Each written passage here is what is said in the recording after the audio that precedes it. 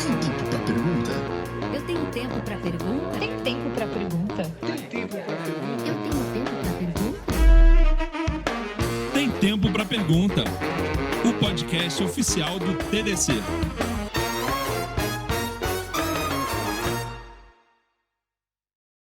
Olá, boas-vindas a mais um episódio do Tem Tempo para Pergunta, o podcast oficial do TDC. Estamos aqui direto do TDC Porto Alegre, comemorando 10 anos da história do TDC e gravando mais uma temporada do podcast que veio para falar sobre diversos assuntos que impactam a sua carreira, a sua vida na tecnologia e, claro, sem dúvida, trazendo pessoas muito interessantes que estão no palco e dando muito mais tempo para elas responderem perguntas aqui no podcast. E hoje eu estou com um grande amigo, uma pessoa muito bacana aqui do TDC, um engenheiro de software que já está há muitos anos aí no mercado trabalhando com várias tecnologias, o paulistano Sérgio Gama. Seja muito bem-vindo, Sérgio. Tem tempo para a pergunta. Prazer e obrigado, agradeço aí o convite, a oportunidade e conte com a gente. Vamos falar de forma aberta, né, e de transparente aí sobre tecnologia e o que vocês quiserem, que a gente souber responder, né? Com certeza, com certeza. E, Sérgio, na maioria das vezes a gente começa aqui o podcast falando um pouco sobre a história, porque eu sei que você tem muito tempo de mercado aí, e uma coisa que é muito comum na nossa área de tecnologia é que agora ela está muito em voga, tá? A gente trabalha muito, o próprio TDC que trabalha muito para atrair novas pessoas, fazer transição de carreira, mas eu acho que na sua época, quando você estava na formação, lá não era tão assim, nossa, eu vou fazer software, todo mundo queria. Como é que foi esse seu processo de formação para chegar em, não, eu vou ser engenheiro, eu vou trabalhar com tecnologia, como que foi essa história? Olha, eu vou te dizer que não foi nada planejado, né? Na verdade, naquele tempo, computador era um negócio novo, microcomputador, a gente não tinha acesso, a gente não tinha microcomputador em casa, então... Você não tinha, quando jovem, computador em casa? Não tinha. E a ideia, eu fui trabalhar num banco, como office boy, era a época da microinformática, né? Tava começando os PCs, isso aí, né? A gente não vai falar muito data, vamos falar 80 e... O pessoal sabe. Né? Mas aí a ideia, a gente tinha uma ideia errada, né? Porque era fantasioso e tal. Então, assim, vou fazer um curso de microinformática, vou trabalhar na NASA, né? Ficção científica, quase. Ficção científica, era isso que a gente via na televisão, nos filmes, né? Não é como hoje, o pessoal vai trabalhar, já sabe o que faz, o que dá para fazer e tal. Então, eu comecei sem nenhum plano de vou ser isso. Eu queria mexer com o computador, eu queria aprender. Eu queria comprar livro, eu queria aprender aquele negócio, eu era autodidata, não tinha formação na área, fui me formar depois. Então, eu queria aprender a mexer no computador. Então, começou o Lotus, 1, 2, 3, Clipper, programar, fazer telinha, o negócio funciona, grava no DBase, né, não sei o quê. Foi assim. E era experimentalismo ou chegou a trabalhar, ganhar dinheiro com isso mesmo? Não, eu comecei experimentando, né? Eu trabalhava no banco e o que eu fazia? Eu ficava no banco até as 10 da noite, porque eu queria mexer nos computadores, mas eu era office boy. E aí eu mexia, depois do horário, o pessoal ia embora, mexia nos computadores por curiosidade, experimentando. Mas assim, muito rapidamente, eu trabalhava numa área que tinha um sistema em Clipper, então eu comecei a dar manutenção naquilo. Então eu já estava ali trabalhando com aquilo, mesmo não tendo a função de, né? E depois eu ganhar dinheiro, aí fui dar aula. A primeira coisa que eu fiz na vida, que eu ganhei dinheiro fora disso que eu fazia dentro do banco, era dar aula. Então, aqueles cursinhos de microinformática, eu fui para um cursinho, me chamaram, falaram, você conhece esse negócio, tá mexendo, né? Tá manjando, vem. Tá manjando, e o pessoal precisa de um professor lá, fui dar aula de Lotus, 1, 2, 3, DBase, WordStar.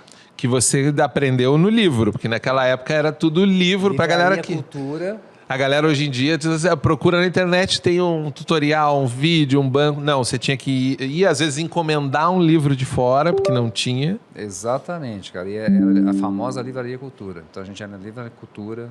Olha, eu quero um livro de Clipper, né? Tinha aqueles famosos escritores lá de livros de Clipper e não sei o quê, Microsoft, estava começando Microsoft. Então era assim, né? Não tinha YouTube, não tinha nada. O pessoal consegue imaginar essa vida, né? Sem YouTube, sem um canal de YouTube que tenha lá um vídeo pronto, com tutorial, passo a passo, né? Você baixar, montar uma cloud compute, né? Eu quero aprender Python, eu vou lá, monto uma infraestrutura hoje, né? Vejo um monte de tutorial, em 3 dias eu estou programando. Naquele tempo não era assim, né? Então Mas foi interessante, né? Porque naquele tempo, a gente era semideus, né? Então, assim, você mexe com o computador? Porra, Nossa, então, dá uma olhada na minha máquina de lavar, que não tá funcionando. Pô, mas... Vê meu micro-ondas. Dá uma olhada no micro-ondas. Vê meu micro-ondas. Nem tinha micro-ondas, hein?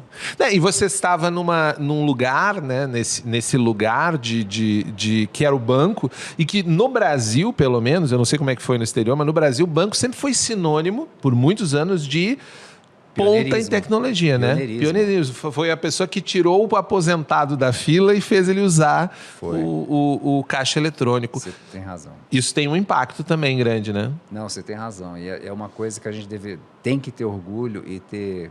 Nós somos referência no mundo porque a gente é pioneiro em sistemas financeiros, tá? Então, você pega de Pix, isso é rarão lá fora e em muitos países super modernos estão começando agora a querer brincar com esse tipo de coisa. Então, a gente sempre foi pioneiro em informática e computação aqui na área de banco, especialmente, tá? Isso é bacana. E aí eu tive a sorte de trabalhar por 15 anos em banco. Na época que começou o microcomputador, estava começando toda aquela revolução toda. Já tinha os computadores, os mainframes, né? Mainframe que tinha menos poder computacional do que os nossos celulares, né? Sim. E ocupava um andar. Um andar. Não é nem uma sala, era um andar. Eu vi isso, eu presenciei, né? Sou testemunha. Então foi bacana, foi legal. Experiência Enriquecedora. Sem plano. Era sem plano, sempre era fazia. empolgação, queria mexer, queria fazer, aquele negócio era bacana. Assim, vou virar arquiteto. Não tinha esses cargos, né? Você era analista de sistema ou analista de OM. Aí tinha operador na mainframe, tinha um cara que mexia com fita, não sei o quê. Mas era um analista, o analista era programador, era quem entendia o negócio, não sei o quê. Tinha um cara de OM que era a pessoa de negócio, só. E então, só. Não tinha plano nenhum. Não estava tão aberto assim o escopo, né? Era um escopo mais fechado, eu acho. Exatamente.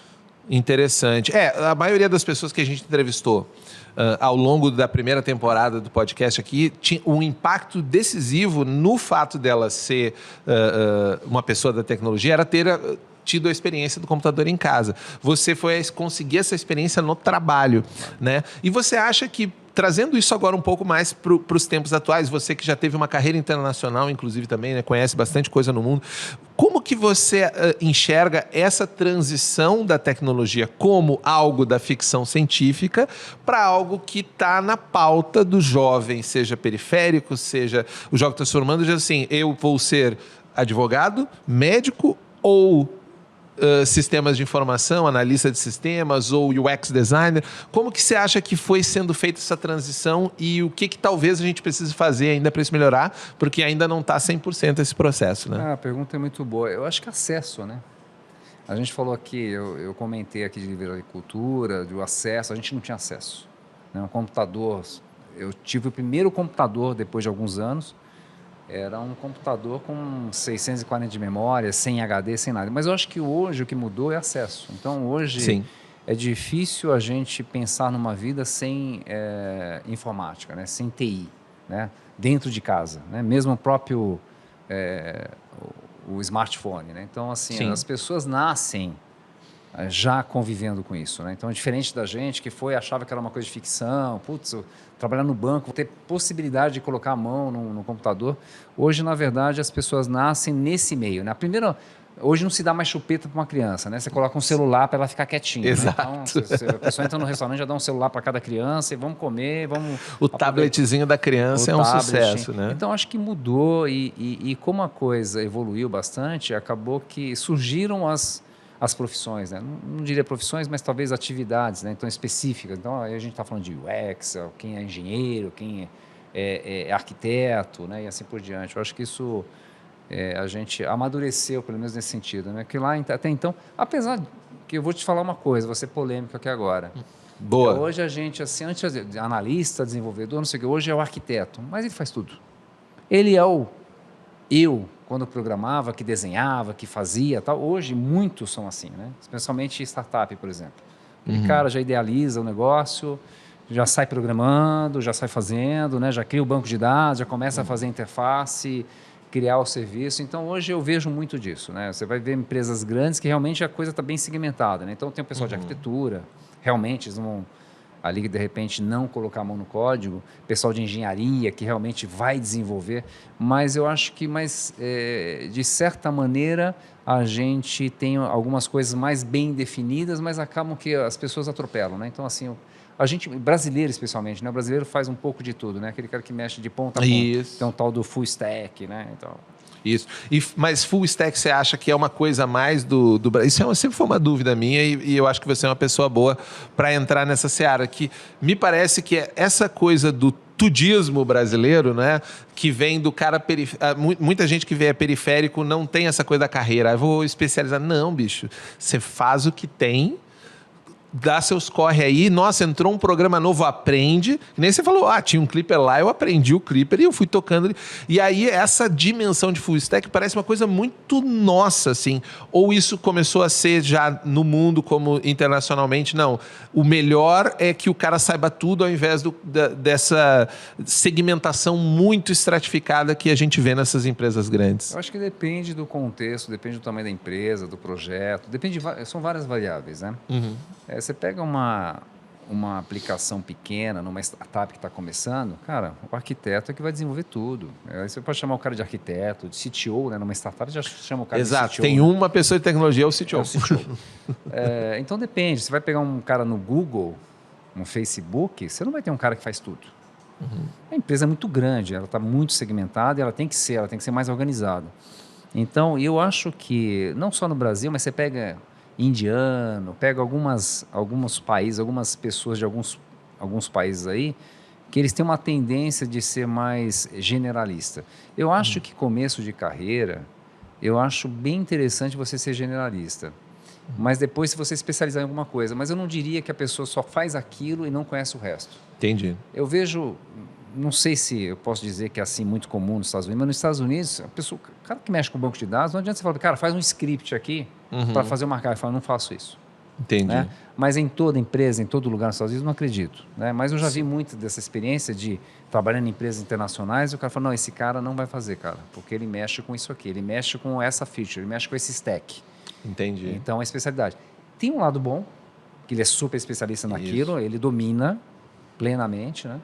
E ser full stack tem um lado bom também. Então, tudo tem um lado bom, tem um lado ruim, né? O pessoal fala full stack é o pato, né? Então, faz tudo, porém, né? Sabe nadar, sabe andar, sabe, né, voar, mas tudo não... mal feito, né? Então, mas é isso, eu acho que depende, né? No final, vai depender da demanda. Depende isso. E eu acho que, falando um pouco dessa cultura organizacional, né, de tecnologia, eu vejo que a gente teve, nos últimos anos, talvez falando um pouco mais pré-pandemia, mas durante a pandemia muito forte também, a ideia de que era impossível para as empresas de tecnologia, as grandes empresas de tecnologias, elas saírem do trilho delas para fazerem qualquer coisa. E jorrou muito dinheiro na área de startups por causa disso, né? Mas me parece que no pós-pandemia deu uma secada grande nesse processo. Como é que você enxerga isso, pensando que eu sei que você tem a sua parte de consultoria, como é que você enxerga esse movimento? Porque eu quero chegar lá na IA, mas a gente está indo, né, devagarinho para chegar lá. Eu quero chegar, mas antes eu quero fazer um contexto, porque eu acho que a gente está falando muito da espuma da IA, né? E eu acho que um podcast é um espaço bom para a gente construir um negócio maior. Então, conta um pouquinho a tua visão sobre esse contexto de nós tínhamos muito dinheiro espalhado, a gente tinha as empresas que eram startups muito rápido, virando gigantescas, contratando muita gente, e agora você tem um processo de reversão de estratégicas, layoffs estão aí, né? E o pessoal diz, mas vocês fazem um evento e não falam. Não, aqui no podcast a gente falou de layoff todas as vezes, porque isso é uma questão que está na mesa. Agora, entender, por que você acha que a gente estava numa tendência, veio a pandemia, parece que deu uma injeção maior, porque é isso ou nada, era tecnologia ou nada, e aí passou a pandemia, peraí, inverteu a lógica? Como que você enxerga isso? Não, acho que você já resumiu, né? O que acontece com a pandemia, que para quem estava num processo de digitalização, de transformação digital, ou quem ainda não estava, então, assim, era agora ou nunca. Eu estou ferrado, né? Então, quem não estava, falou, cara, eu tenho que... Né, e teve vários nunca. Teve gente que ficou no caminho, né? Teve gente que ficou no caminho, porque não sabia como fazer, né? Essa questão do home office. Então, uma série de coisas se aceleraram. E saiu todo mundo contratando, porque tinha demanda. Todo mundo estava digitalizando, transformando. Então, quem prestava serviço na área de tecnologia cresceu, né?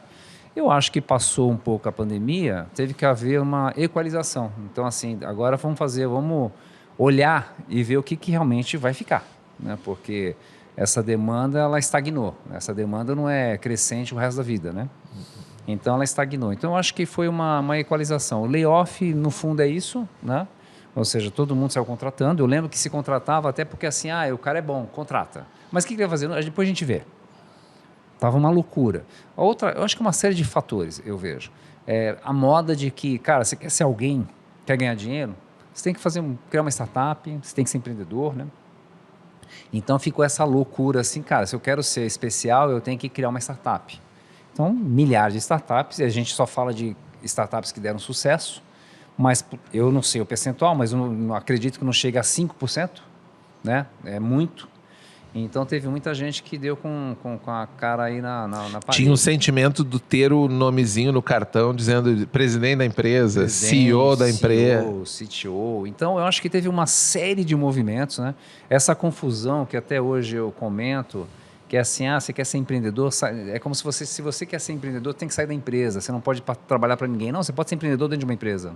Né? As empresas começaram, inclusive, a criar esse movimento, né? Sim. De criar pequenas startups dentro da empresa, ou seja, como os squads, né? Isso. Com um novo nicho, uma nova área de produto. Umas células dedicadas, Células né? dedicadas e financiando, deixando o pessoal mais à vontade. Então, acho que foi o hype, né? Foi o hype em modelo de negócio. Isso é a minha visão. Né? O hype era, cara, startup, vamos investir, não sei o quê, mas só que isso estagnou e falou, não é bem assim. Tem muita gente quebrando a cara, muita gente voltando, inclusive, para as empresas, né? Sim. Eu acho que foi um movimento bom. Foi um teste, a gente passou por uma revolução. Hoje o home office está aí, ficou e vai ficar. Tem gente que não aceita, né, não trabalhar no escritório mais. Temos visto alguns movimentos muito fortes de empresas tentando, eu diria, até forçar as pessoas a voltar, ou até fazer o que eles chamam de cross, né? Que é demite o cara que não quer vir trabalhar no presencial e contrata o que quer trabalhar. Tá tendo, cara. E grandes bancos aí já tá tentando, olha, 2 vezes, 3 vezes por semana e tal. Mas não sei, eu acho que a área de tecnologia, como a gente está falando de internet, conexão, banda larga, né? A gente tem umas conexões fantásticas, equipamento dentro de casa, trabalhando dentro de casa. A área de tecnologia, especialmente, eu acho que é uma área que dá para ser home office. E a segurança está evoluindo, né, também, né? Segurança pra caramba. E assim, eu acho que é só difícil, até como gestor, eu acho que é difícil controlar atividades, né? Mas aí é ser inteligente na gestão dessas atividades, né? Ou seja, é gestão por entrega, né? Então, assim, o cara foi para a praia terça-feira, não é problema meu. Eu sempre falei isso. Né? Eu falei, cara, você vai terça, quarta-feira para a praia? Vá. Você prometeu alguma coisa para mim sexta-feira e a gente acordou? Então me entregue sexta-feira. Então, eu acho que teve esse movimento e aí, só para voltar, eu acho que o layoff tinha que acontecer, está acontecendo ainda, né? O pessoal é layoff em off, né? Então, assim, não fala para ninguém que é layoff, né? Vamos uma vez por semana a gente manda 3, 4... Teve um rebrand ali. Como que nós vamos estrategiar para sair dessa trend da layoff, né? Exatamente. Então, e algumas áreas, né? Então, o pessoal começou a montar squads, por exemplo, gigantes aí de próprio UX, Agile, né? Muito layoff. Aí mandou muita gente de Agile embora. Não que não seja importante, mas qual que é o meu ponto de vista também? Quem trabalha em projetos, arquitetos, engenheiros e tal, de certa maneira, ele tem que trazer o conhecimento de Agile. Então, talvez está se repensando, eu preciso de um pessoal especializado em Agile? Então, teve muito corte de pessoal dessas áreas periféricas dentro da área de engenharia, dentro da área de desenvolvimento. Então, nesse ponto até a gente pode olhar uma conversa que se fazia pré-pandemia, muito diz, não, tem que mudar a cultura da empresa, porque agora a nossa empresa é ágil. Uma coisa meio verticalizada que o resultado era literalmente uma engronha. Exato. Não ia para frente, não ia para trás, não tinha o agilista lá correndo de mesa em mesa, tentando fazer alguma coisa. E eu acho que essa incorporação é uma cultura, né, das pessoas de, olha, eu sou arquiteto, mas eu tenho que ser ágil. Que a gente não conseguiu colocar ela dentro de como uma coisa estanque. Obviamente, algumas empresas conseguiram, outras não, mas você não ter conseguido transformar isso em cultura, e aí você vai falar, nossa, não, porque eu não consigo fazer cultura da empresa home office. Eu acho que a sua empresa não tinha cultura. Que é por isso que agora ela não consegue se manter no home office, né? Exatamente. Não tinha, né? Muita gente não tinha. A gente sabia como fazer. Algumas empresas faziam. A gente chegava, eu trabalhava na IBM na época, e a gente fazia, de certa maneira, o home office. Por quê? A IBM, a estratégia dela era não ter mesa para todo mundo, não tinha mesa fixa. Tá? Então, você chegava na IBM e você ia pegar uma mesa, né? Para trabalhar. E algumas vezes eu cheguei na IBM e voltei para casa. Porque não tinha mesa. Já estava um dia muito cheio. Já estava ocupado, um dia cheio. Então, eu voltava para casa e trabalhar de casa. Então, tinha, de certa maneira, já uma cultura de home office para algumas empresas. Né? Não que assim, trabalhe de casa, não precisa vir. Mas, cara, aqui não tem mesa para você. Se for um dia que você quiser trabalhar em casa, você pode. Mas era assim, um dia que você quiser trabalhar em casa, você trabalhe. Então, já tinha. Outras não, né? Outras não tinham nem essa cultura de falar, como é que eu gerencio essa pessoa? Como é que eu deixo ela? A questão de... Aí vem CLT, vem uma série de coisas, né? Sim, tem essas questões. Mas você falou antes, e eu quero começar a entrar nesse assunto, você falou um pouco sobre as modas e as ondas, né?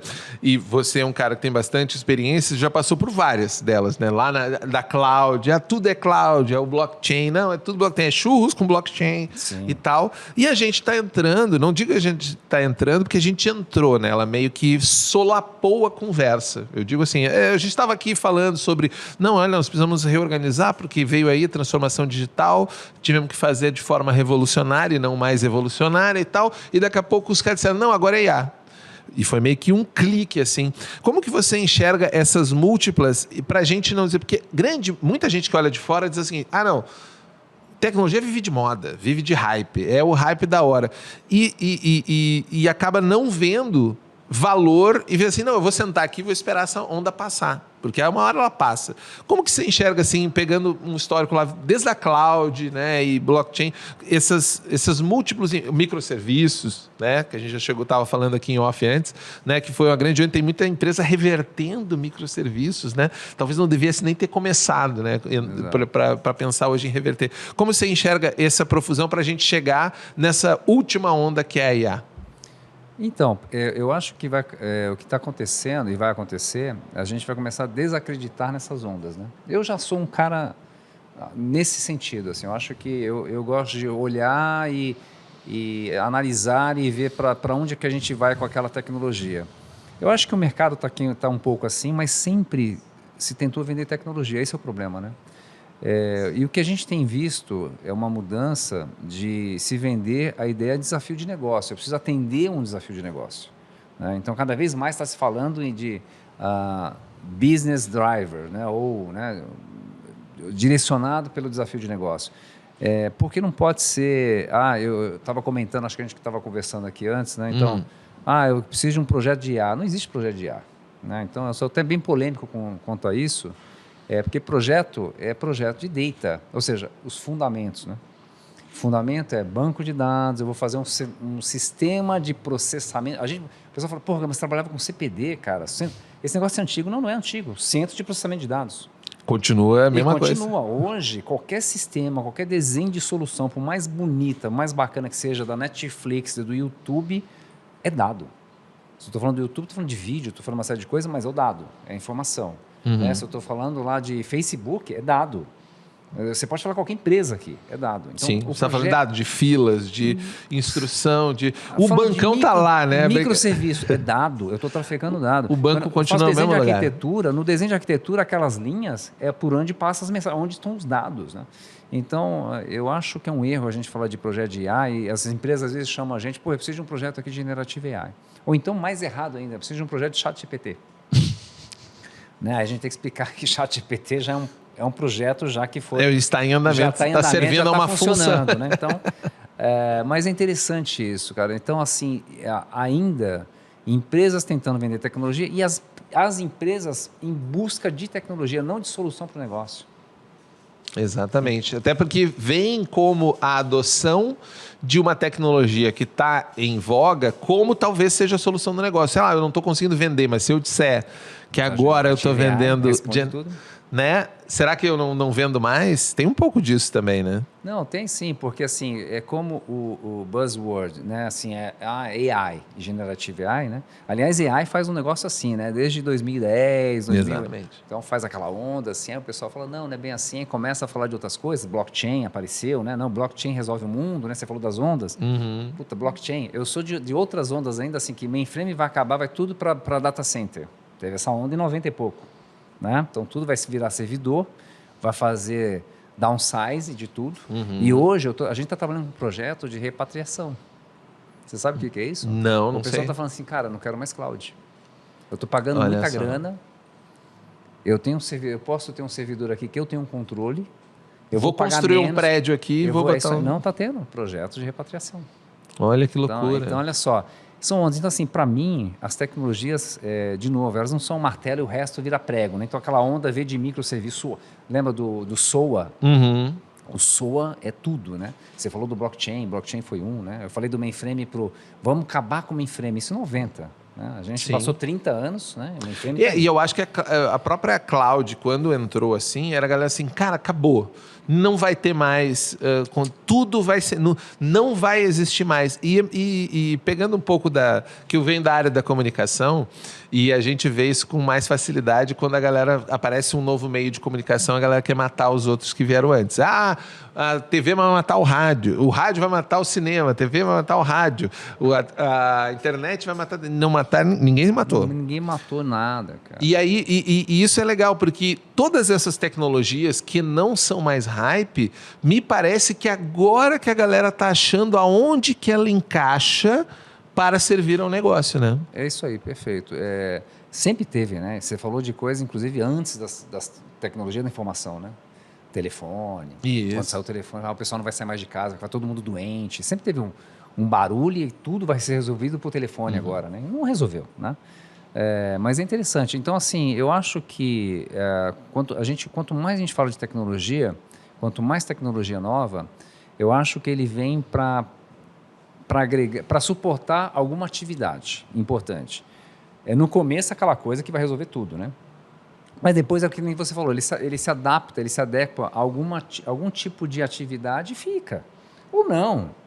Isso Sim. desaparece. Né? Como você falou, pode ter uma reversão lá na frente, uma reversão né? disc laser lá que todo mundo achava e todo mundo saiu comprando os aparelhos, isso não foi para frente.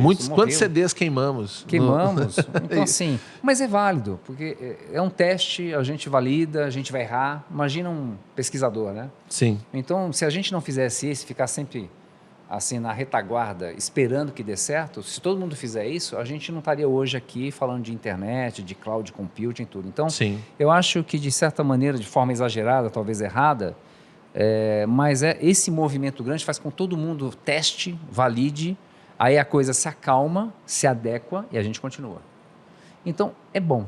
Porque a validação é generalizada. É quase aquele desenhozinho do design thinking, né? O ciclo É intermitente. O ciclo. E vai vir um novo, aí vão falar, pô, não é, esquece Generative AI, agora é o não sei o que AI agora que vai vir em 2030. Né? Aí fica aquela loucura, todo mundo investindo, todo mundo na corrida. Né? E tem uma coisa importante que está acontecendo, que quanto mais a gente evolui com tecnologia, ela está ficando mais fácil de usar. Então, ela está ficando cada vez mais complexa, mais robusta, mas o uso, a forma de usar está cada vez mais simples. Então, isso é um movimento interessante. E isso cria um conflito aí de quem a gente chama de viking, né? O pessoal que é mais raiz, né? Então, é interessante como esses movimentos fazem com que todo mundo tenha a possibilidade. Por exemplo, se a gente falar de AI hoje, ferramenta é 20% do projeto. Não é o mais complexo. De novo, vamos voltar, dado. É o mais Qual complexo. Qual é o problema dos sistemas que estão falhando com Generative AI, com AI, aquela famosa análise preditiva, e blá, blá, blá, ou Deep Learning, falando de visão computacional e tudo. Qual que é a maior falha? Dados. Tá atrás. Na ferramenta. Né? Na ferramenta, na ponta, fazendo o que ela se propõe a fazer. Exatamente. Beleza. E pensando um pouco mais estruturalmente agora, porque eu quero aproveitar bem essa visão também tua como consultor, né, Sérgio? A gente tem no Brasil hoje um arcabouço, saiu uma notícia ainda, meio que Nossa, é boato, vazamento de que está vindo uma cloud da Magalu, por exemplo, uma cloud brasileira que vai meio que dar uma mexida no mercado, porque provavelmente vai ser um preço localizado e por aí vai. Mas eu queria... Não, eu só citei a Magalu aqui pela emergência da notícia. Mas eu quero que você me faça uma visão, qual que é a sua visão, sobre como que o Brasil está estruturado como um todo, pensando mais sistemicamente também. As nossas empresas, para competir num mercado que é pautado um pouco por isso que você falou, talvez do low code ou até do no code, né? A tecnologia num level muito acima, num alto nível, né? Falando que está longe lá do beat, né? Sim. Sendo que a gente, e eu enxergo assim, a gente tem muita gente, muitos sistemas antigos, muitos legados operando em baixíssimo nível, enquanto que a tecnologia está nos propondo um trabalho lá no alto nível. Como que você enxerga, aí falando mais estruturalmente, nós no Brasil, como que a gente está preparado, se é que a gente está, né, para esse momento da tecnologia mundial, para talvez competir, para propor, para inovar de alguma forma? É interessante, né? Por que a gente não está fazendo isso ainda, né? Porque a gente tem competência. O problema do Brasil, do brasileiro, Brasil não... a gente tem muito marketing de que se a gente for para... As pessoas que são muito boas ou que não conseguem se adequar ao Brasil querem ir para fora. Então a gente tem um problema de perda de conhecimento intelectual. Fuga de cérebros. Fuga de cérebros, né? Então você fala, pô, o Brasil... Mas aí você chega no Vale do Silício, tem um bando de brasileiros lá e esse cara se dando bem, né? Então, eu acho que a gente está preparado, a gente tem possibilidade de fazer... Eu acho que está globalizado, né, o conhecimento, né? Então, assim, você vê, a gente não é... Talvez falte, não sei, teria que fazer uma pesquisa, alguma coisa de nacionalismo. É isso que você falou agora. De repente, a Magalu, né, por exemplo, o chinês, se você tiver lá uma empresa chinesa vendendo cloud, eles compram da China, né? É correto? Não sei, mas eu sei que os caras estão ficando muito ricos comprando tecnologia e produto da China. É uma escolha estratégica nacional antes da escolha do menor preço ou da coisa. Talvez não seja o menor preço, talvez não seja a coisa mais de ponta, mas volta o dinheiro e circula aqui dentro. Valoriza... Eu lembro que no tempo da pandemia o pessoal, valoriza o mercadinho do bairro. Sim. Que é um pensamento interessante, deveria ficar. Né? Se eu quero que meu bairro fique legal e tenha valor, né? Tem gente falando de urbanismo e tudo, um outro assunto aqui, né? Mas tem a ver, né, com a gente está falando de tecnologia. Eu acho que talvez um pouco de nacionalismo, procurar empresas nacionais, né? O pessoal tem muito, não, mas essa empresa é da Austrália, a empresa é americana, a empresa é canadense. Bom, essa empresa é interessante. Talvez a gente mudar um pouco e aí essa evasão, né, de cérebros aí, a gente não perder tanto, porque a gente acha que a gente tem gente extremamente competente, capaz de fazer muita coisa, mas não fica aqui, né? Mas você acha que o problema está na nossa dificuldade de formar essas cadeias de valor, essas cadeias estruturais de fornecimento de tecnologia, porque daqui a pouco a gente não... É um problema mais sistêmico ou de cultura mesmo? Eu prefiro... Não, eu vejo isso muito aqui, principalmente aqui no Sul, né, que eu sou aqui do Rio Grande do Sul, de ter uma coisa do tipo assim, não, o de fora é melhor, o de São Paulo é melhor, aí o cara de São Paulo dos Estados Unidos é melhor, o da Europa é melhor. E aí você tem essa cadeia está sempre meio cheia de gap. Né? Eu tenho isso aqui, mas não tenho o cara que faz isso. Eu tenho isso aqui, mas não tenho a empresa que faz isso. E aí você não consegue fazer uma cadeia completa, parece, né? de tecnologia que vai de ponta a ponta, desde da placa de areia, né? do silício lá, até o software que vai rodar né? Que vai rodar aquele material. Tem um pouco disso na nossa formação de cadeia? Eu acho que sim. Eu acho que é o problema de cultura, né? Então, o outro é melhor. Então, se eu quiser mostrar que realmente eu sou um profissional que estou vencendo, que estou na vanguarda, eu tenho que ir para os Estados Unidos, né? Eu tenho que ir para o Vale do Silício, eu tenho que ir lá para fora, né? Então, aquela coisa de... eu tenho que ir para a Europa, né? Então eu vou para Portugal, porque assim eu estou na Europa, eu sou da Europa agora, eu não estou no Brasil. Eu acho que é um pouco disso, é um pouco de cultura, né? E aí eu acho que, até pelo que você falou, vendo todo o ecossistema, a gente talvez tem que vender mais valor agregado. Quero dizer, a gente tem muito conhecimento e excelentes profissionais aqui, mas talvez falta alguma coisa de coragem de desenvolver software base. Né? Imagina se a gente pensar em algoritmos e pensar em coisas novas para AI, por exemplo. Quando se pensa, rapidamente vai estar nos Estados Unidos. Então, como é que a gente muda isso? Né? Como é que a gente muda essa engrenagem? É uma engrenagem muito natural. Não precisa ser tecnologia, né? Você sabe que os PhDs, a maioria, não trabalham aqui. O cara vira PhD, o cara vai para os Estados Unidos, o cara vai para a Europa, né? Vai para a Ásia. Sim. Tal. Ele não fica aqui. Então, é um problema Brasil, mas eu acho que mais cultural do que sistêmico. Entendi.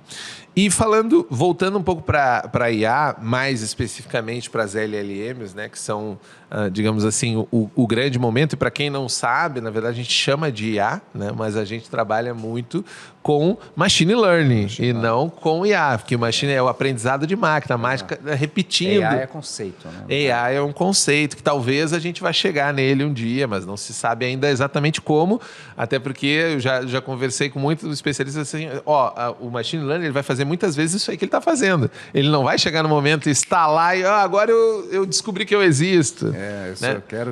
Eu quero me reproduzir, eu quero me manter vivo, eu quero ter poder, eu quero ser melhor que o outro. Não tem isso. Né? Ele não tem aquele dilema lá da pirâmide de Maslow, né? Então, assim, ele não tem as necessidades, na verdade, não é nem dilema, né? As necessidades ali identificadas na pirâmide de Maslow, a IA não tem, né? Ela não vai chegar nisso a partir dessa tecnologia que nós estamos trabalhando hoje, né? Faz sentido isso. Total, eu concordo plenamente. A gente está longe do AI... De filme. Perfeito. Estamos longe. Mas pensando nesse AI, nessa machine learning, como que você enxerga potenciais mercados para o nosso público desenvolvedor, que é quem está aqui no TDC, ou até do ecossistema de tecnologia, que seriam os caminhos para ele efetivamente transformar esse machine learning ou numa ferramenta para ele no dia a dia, como produtividade e tal, ou numa chave de projeto, como você falou, numa solução para um projeto dentro de uma análise de negócio, né? Eu quero resolver um negócio. Quais caminhos que você acha que porque a gente falou bastante de estrutura, o indivíduo ele poderia seguir para encontrar o lugar dele ao sol num mundo dominado pelo machine learning? Excelente pergunta. Eu acho assim, eu acho que AI no geral, não só Generative AI, eu acho que ele é acelerador e ele, até falando aqui um pouco da Microsoft, que colocou o nome de Copilot, eu acho excelente, né? Deixa muito claro qual que é a função qual dela. É a função. Então, assim, eu acho que o profissional, a criação, o bom senso, tudo aquilo que é humano, fica com o profissional. Eu preciso do profissional. Até porque, se a gente fala de Generative AI, fala de LLM, eu tenho que ser um bom perguntador. Então, se eu não for... Aí falando de prompt engineer, né? Então, assim, se eu não for um bom perguntador e questionador, ou seja, não souber elaborar aquilo que eu quero, e isso tem a ver com o profissional. Então, como é que eu vou desenvolver um sistema usando Generative AI se eu não sei como dizer para ele o que eu quero, tecnicamente falando, né? Então, eu acho que... Como é que essas pessoas vão se encontrar? Desde o tecnólogo, o advogado, o médico, usando AI como assistente. Porque o trabalho intelectual repetitivo, que todas essas áreas têm, AI vai fazer. O cara fala, eu vou perder o emprego? Não, você vai ser mais criativo.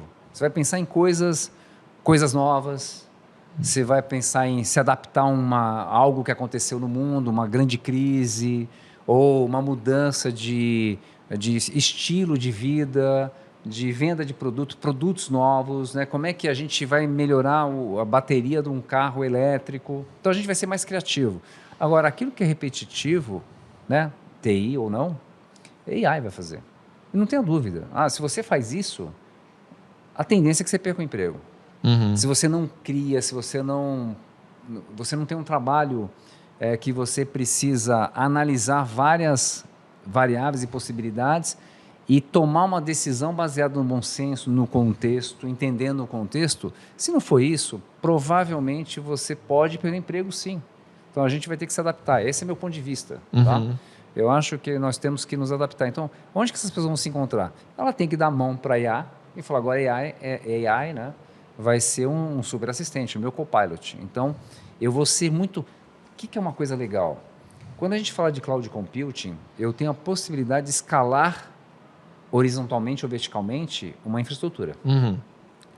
Generative AI, já pulando para Generative AI, ela dá a possibilidade de você escalar um profissional. Então, aquele profissional que tem um conhecimento fantástico, ou de programação, desenvolvimento de arquitetura, na área de design, este profissional eu consigo escalar esse profissional com AI. Então, ele vai existir ainda, mas ele vai ser muito mais produtivo. Esse é meu ponto de vista. Eu acho que isso vai ficar muito tempo. Então, assim, Entendi. você falou de programação. Hoje a gente tem ferramentas, eu uso o dia inteiro, por exemplo, o GitHub Copilot. Então, coisas que eu nunca fiz, se eu souber o que eu quero fazer, sei descrever, porque você, até se aprofundando um pouquinho em Generative AI, para quem não conhece, você falou de LLM, né, o Large Language Model, ou seja, ele aprendeu, né? O Large Language Model é isso, né? Ele aprendeu pra caramba, lendo as nossas matérias, tudo que a gente escreve, o que a gente está falando aqui, né? Os TCCs da vida, aprendeu com todo mundo, ou seja, tem um viés, aprendeu com a gente. Sim. Né? Então, ele não criou, né? Mas aprendeu, né? E vai fazer o melhor. Então, esse cara é um super agente, é o nosso agente. Então, programação, ele tem que ser literal. Se você não souber perguntar, não fizer a pergunta correta, ele vai te responder qualquer coisa. Aí a pessoa fala, está alucinando, né? Hallucination, né? Que a gente fala muito de LLM, Generative AI. Ele alucina porque você talvez não tenha sido extremamente literal. Então, a gente precisa ser muito literal. Então, por isso que aí vem... indo também, questão de profissões aqui, prompt engineer, né? Que é um maestro, né? Ou seja, ele fica entre a área de negócio e a área de LLM. Eu entendo assim, até uma visão bacana, né? Então, eu tenho a área de negócio, a área de negócio vai dizer, cara, eu tenho esse problema de negócio, e aí eu tenho que vir aqui e saber falar com o LLM para que ele me traga algum valor, para que me traga alguma coisa para atender aquela área de negócio, por exemplo. Né? É quase como se eu tivesse uma nova profissão dentro desse escopo de tecnologia, né? Um tradutor de... Porque eu vejo que a gente tem essa dificuldade, e aí não é uma dificuldade tão simples, não é uma coisa do dia a dia, não é tão específica, mas é a dificuldade da comunicação por registro, né? Você vê, documentar software, eu acho que é um problema que você já viveu, ou talvez viva até hoje, que a galera tem muita dificuldade de documentar. Se eu tenho dificuldade de documentar, você imagina, na outra ponta eu tenho um cara que não sabe ler. A LLM ela não sabe ler os meus atalhos, eu tenho que documentar bem para que ela consiga ler e o documental precisa me comunicar com ela, né? Isso vai ter um impacto muito grande na forma como as pessoas se comunicam, com a forma como as pessoas registram. E talvez, pela primeira vez, a gente tenha um tipo de software, um tipo de tecnologia que não está mais restrita à área da tecnologia, né? Ela está impactando a padaria, o médico, o contador. E talvez isso seja o elemento que mais assusta as pessoas, né? Porque assim, isso que você estava falando antes, eu fico pensando, pô, mas eu pensava que isso, em parte, era o trabalho de programação. Assim, muitas coisas que eu fazia, eu tenho um sócio que eu sou da área de design, meu sócio é desenvolvedor. Ele dizia, não, isso aí tu não precisa fazer, Júlio. Eu vou fazer um scriptzinho aqui e acabou, não faz mais. Maravilha. E é isso elevado na enésima potência, né? Exatamente. Porque, de novo, né? Imagina, eu até comento aí quando eu faço minhas palestras na universidade, até em aula, né? Até para ficar didático, né? Eu falo assim, cara, LLM é um ser, né? Os algoritmos são um ser que viajou o mundo, aprendeu tudo, então ele sabe de tudo. Então isso vai impactar todas as áreas. Qualquer área que tenha conhecimento, que é público, eu vou de alguma forma impactar. É negativo? Não, é positivo, pô. Eu estou dizendo que um advogado ele vai ser muito mais produtivo, porque na hora de fazer uma petição, por exemplo, ele vai ser super assertivo e vai ter uma qualidade imensa nessa petição, porque isso vai vir com conteúdo fantástico, daquilo que foi aprendido na LLM. Né? Um engenheiro, né? Um cara de design, programador. Né? Então, imagina, se eu vou fazer um programa em Python, que vai fazer, sei lá, vai usar um TensorFlow para fazer alguma coisa com imagem. Pô, eu vou ter o melhor programa. Porque se eu souber explicar para ele o que eu quero, e dizendo o que eu pretendo usar, o que vai ter de entrada, o que eu quero que ele processe, o que eu quero que ele me dê como resultado, porque o prompt engineer é exatamente isso aqui, um pouco do resumo, né? Então eu vou dizer, cara, está entrando isso aqui, eu quero que você processe olhando dessa forma e processe dessa maneira, né? Não código, não é isso, mas eu quero que você olhe para esse dado dessa forma e me traga um resultado neste formato aqui, que é o que eu espero, né? Então, isso vai impactar no geral. Então, assim, isso é um problema? Não, pô. Caramba, eu uso o dia inteiro. Então, quero Sim. escrever um e-mail um pouco mais elaborado. Eu vou escrever um e-mail, eu não sei se tem erro ortográfico, não sei o quê, né, de conjugação, aquela coisa toda. Uma das coisas que eu falo, cara, vê se tem algum problema aqui que eu possa resolver. Ou uma maneira melhor de escrever, porque eu estou escrevendo para um presidente de uma empresa, de uma indústria de Quero ser automóveis. extremamente assertivo. Assertivo com ele. Ele vai escrever, porque ele já leu tanta coisa. Sim. É quase como uma chave de acesso a conhecimento diferente do que a gente está acostumado. Exatamente. Porque a gente vem de uma tradição de como que eu acesso uma massa crítica diferente da que eu não tenho. Eu junto várias pessoas em volta, tentando capturar delas o conhecimento delas e elas joguem aqui, me apropriando do raciocínio, né? Eu tenho hoje uma chave que acessa diretamente um conhecimento, mas esse conhecimento não é correlacional, me parece, né? Porque a IA não consegue entender a correlação, eu tenho que dar. Você tem que dar. Você tem que dar um contexto, a correlação. É por isso que eu estou falando, você tem que ser muito literal. Não tem um subentendido. Se eu escrevi isso, ela subentende que provavelmente por ser você, Isso. é isso que você está querendo. Não, ela não vai entender. Não. Você vai ter que ser muito claro. Eu tenho que ter parâmetros literais para poder chegar a acessar esse conhecimento que está nela. Exatamente, é isso. E se para você fazer isso, você tem que calcular desse jeito. E quando você formatar isso, leve em consideração isso. Não diga isso, não faça isso. Cuidado com termos assim, cuidado com termos desse jeito. A saída é desse jeito, mas tomando cuidado para que não venha. É isso. Ou literal. seja, o prompt é muita coisa, né? Muita coisa. Não é eu abrir o ChatGPT, escrever duas linhas. Faça um programa para mim, um aplicativo para fazer venda de software. Aí você fala, pô, tá implícito, né? Vai ter banco de dados, vai ter quais são os produtos. Não, ele não tá. Ele não consegue Ele não implicitar consegue. isso aí. Não consegue. Não, isso é uma chave fantástica de conhecimento, porque eu acho que as pessoas ainda estão nesse modelo. Talvez, obviamente, que a galera da tecnologia já esteja uns passos à frente, mas me parece que ele se dissemina pela visão da mágica. É isso aí. E sabe uma coisa legal? Uma coisa que a gente fala muito de comunicação. Você que é de comunicação, né? A gente fala que comunicação não é aquilo que eu falo, que é aquilo que eu digo, mas é aquilo que as pessoas entendem. Perfeito. E LLM é isso. Eu passei uma instrução e todo mundo fala isso para mim. Gama, como é que vocês usam, cara? Porque eu passei umas instruções, eu pedi um negócio para ele, ele me trouxe um negócio torto. Cara, você vai ter que agora se preocupar na forma de se comunicar. Aquilo que a gente fala de pessoas, né? Fala, cara, você comunicou certo? Não, eu falei para todo mundo que era isso. Ninguém entendeu. Então, você não comunicou certo. Perfeito. Então, LLM, se você não se comunicar de forma correta, o resultado é terrível. Aí vai dizer que ele alucinou, né? Não, e é interessante porque quando a gente faz isso com uma pessoa, não há um resultado prático, né? Existe um resultado emocional. Exato. A pessoa guardou ali no coração dela. Subentendido, talvez Pensou, ele nem diga. ele olhou para você e pensou, nossa, o Gama é doidão. O que ele está falando não faz o menor sentido, mas ele guarda. Ele está ali balançando. LLM, ela joga na tua cara. Aí você fala, caramba, Você por que ela falou isso? Aí você olha o texto, aí você começa... Cara, isso é muito legal, porque está fazendo a gente repensar em como a gente se comunica. Então, eu mesmo uso o dia inteiro, eu já sei. Não, tem que falar isso para ela. Opa, tá faltando uma coisa aqui. Se eu não falar isso, eu já sei que vai vir coisa errada. Aí você começa a detalhar. Olha, e quando eu falo do programa, eu não quero assim, eu quero funções do tipo tal, não sei o quê. Eu quero 3 camadas, eu quero que a camada do meio ela receba dados em formato JSON e que ela processe. Eu quero que ela jogue numa fila. Então, você começa a não ser implícito, tem que ser explícito e literal, como eu falei. Então, o que está acontecendo? Melhorando a forma da gente se comunicar. E aí tem uma outra coisa legal, você falou de documentação. Eu estou trabalhando em projeto de documentação de sistemas, tá? Ninguém documenta direito. Eu sempre me preocupei em documentar, não sei se é 100%. Legal. Mas eu sempre falo para as pessoas, cara, documente, porque amanhã, mesmo você, na hora que você olhar aquilo, você não lembra. Não lembra. Você não olha lembra. depois de um ano e meio e fala, cara, por que eu fiz isso? Eu vejo, às vezes, nos projetos simples, assim, estratégia de negócio. Eu falei assim, o que nós conversamos semana passada mesmo? Eu estou vendo um monte de coisa anotada que eu anotei e eu não sei mais o que é. Cara, o que é sensacional? O que dá para fazer? Você falou, a gente está falando de 2, 3 coisas aqui que já é coisa que Generative AI, por exemplo, pode atuar. Sim. Então, por exemplo, eu conversei aqui com você, a gente está gravando isso, eu posso fazer aqui um summarization do que a gente falou aqui.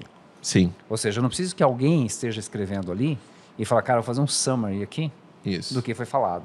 Então, a gente consegue. Então, tudo isso, a Generative faz com que a gente se pergunte. Então, na hora que eu estou programando, eu agora que uso muito Generative AI, eu começo a me programar em nome de variáveis. Porque se o nome não tiver nada, eu não posso colocar assim, é igual a não sei o que, chama a função tal, vai para o A. B, porque eu sei, o A eu vou pegar profundidade, o outro vou pegar comprimento, vou fazer um cálculo aqui de área. Né? Então eu já começo área, ou comprimento, ou profundidade. Você começa a dar nome correto, porque você já está sabendo que quem vai te ajudar a documentar, ou talvez fazer um PR e fazer uma publicação, inclusive, no GitHub, é o Generative AI. Então você já começa a se preocupar de que ela vai estar lendo para documentar para você. Sim, é uma outra preocupação semântica, né? Eu preciso colocar ali a expressão que faça sentido. que faça sentido. Eu não posso programar aquele de AX, depois fazer Isso. aquele...